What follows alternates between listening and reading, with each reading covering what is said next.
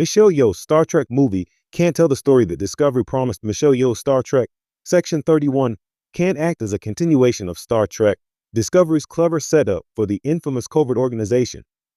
The shadowy section of Starfleet called Section 31 was a huge part of Star Trek Discovery, so much so that Section 31 is getting its own movie. The agency has been a part of Star Trek since the 90s, when it was introduced in Star Trek Deep Space Nine.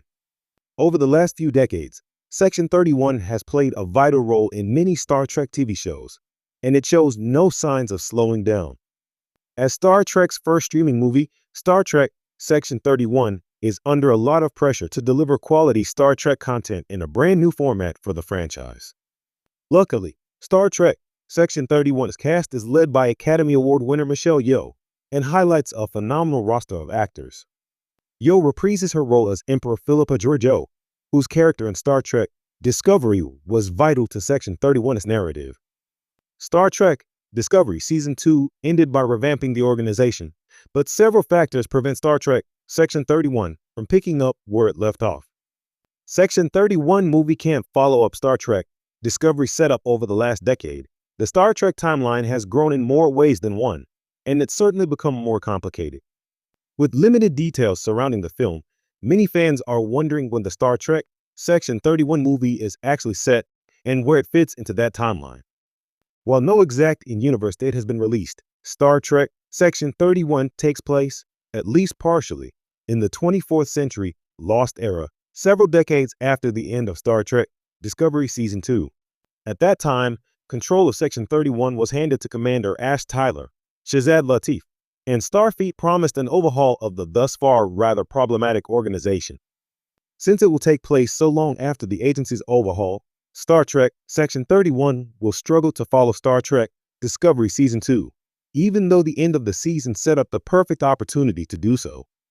If the events of Discovery's Season 2 finale are mentioned in the TV movie, they will have to be treated as history rather than recent events.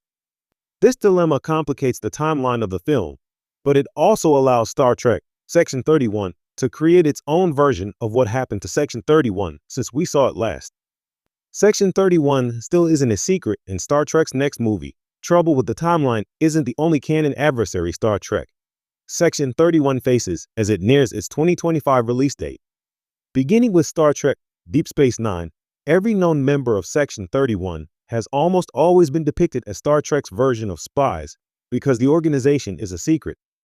In the Star Trek Section 31 trailer, however, the agency doesn't seem to have become a secret yet, which means the overhaul depicted in Star Trek Discovery Season 2 hasn't or wasn't meant to bring Section 31 underground after all.